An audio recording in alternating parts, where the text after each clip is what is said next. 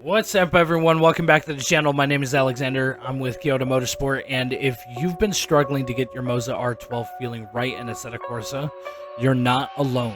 I went through all the trial and errors so you don't have to.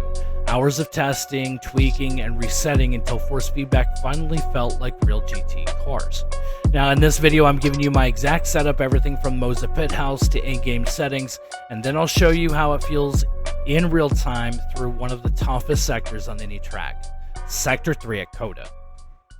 Starting off in the Moza Pit House, this is where it all begins. Steering angle is going to be 900 degrees. That covers most GT3, GT4, and single-make cars in ACC. I've got the soft limit stiffness at 5, strength set to hard. That way you can feel a firm stop at full lock without it snapping.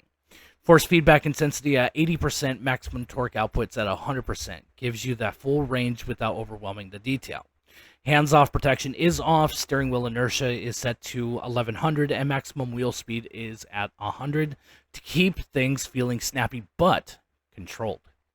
Moving on over to the advanced tab, this is where the wheel really starts to come alive. Interpolation is at 0, giving that raw signal only. You want to feel exactly what the car is doing. Natural dampening is at 33%, keeps things smooth but still reactive. Natural friction is set to 80%, and it gives that real weight on center without making it feel sluggish. Inertia is set to 400%. That adjustment alone made the wheel more agile mid-corner, especially when you need to rotate the car quickly. Wheel spring strength is set to 0, and all direct input effects like dampening spring, inertia, friction are disabled. Just let ACC handle the physics, not the wheelbase. Now, speed-dependent dampening is set to 20% and kicks in at 60 kilometers an hour. This helps stabilize the wheel at higher speeds without taking away responsiveness at lower speeds. And finally, radical temperature strategy. That keeps things consistent during longer stints without softening the force mid-session. Now, the force feedback equalizer, this one is set completely flat at 100% across the board from 0 Hz to 100 Hz. No boosted frequencies, no artificial bumps. You want that feel of actual behavior of the car. Nothing more, nothing less. Now, I'm also running a linear force feedback curve. That means no ramp up, no soft zones. Light input feels light, heavy forces feel heavy. Just simple, clean, and that's exactly how a car feels.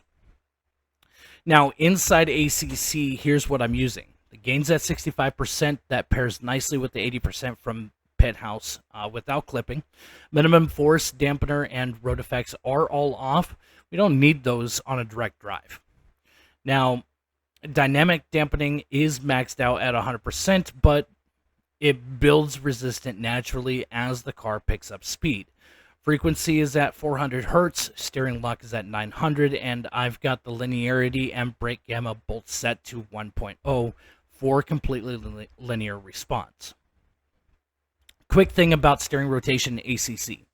ACC automatically adjusts it based on the car. So GT3s are usually around 540, GT4s about 620, and some, like the Porsche Cup or Super Trofeo, go up to 800 degrees. ACC handles that scaling internally. So even though your wheelbase says it's 900 degrees, it'll feel accurate in game, but physically your wheel will still spin at 900 degrees unless you use the soft limit. So I recommend turning on the soft limit in Pit House with stiffness at 5, strength on hard. That way, when you hit the car's real lock, you'll feel it. Let's put it to work. Here's Sector 3 at COTA. No edits, no slow-mo, just how it feels in the seat. Coming into turn 12, braking hard from 160, I can feel the weight build naturally through the wheel. No dead zone, no delay. Coming up to turn 13, quick change of direction, and then turn 14. I let the rear step out just a little to rotate. The wheel gives me just enough feedback to stay in control without overcorrecting. And then into turn 15 through 18, that long triple apex right-hander, the force feedback stays consistent the entire way. You can even lean in the car and feel every ounce of grip without guessing. So yeah, if you want your Moza R12 to feel like an actual race car, this is how you run it. It's predictable, it's immersive, and it lets you push right up to the edge without going over it. Test it out, tweak it to your driving style, and drop a comment if it worked for you. If you got something out of this, hit that like button and make sure you're subscribed. I've got more setup guides, POVs, and driver tips coming your way. Also, check out the Against the Apex podcast. Every episode drops every Saturday, and we'll talk sim racing, real-world racing, life behind the wheel, and everything in between. And if you want to support the channel or just keep repping the team, head on over to KyotoMotorsport.com. The new Kyoto merch drop is live. We got tees, hoodies, track gear ready to roll. Thanks for watching, and I'll see you in the next one.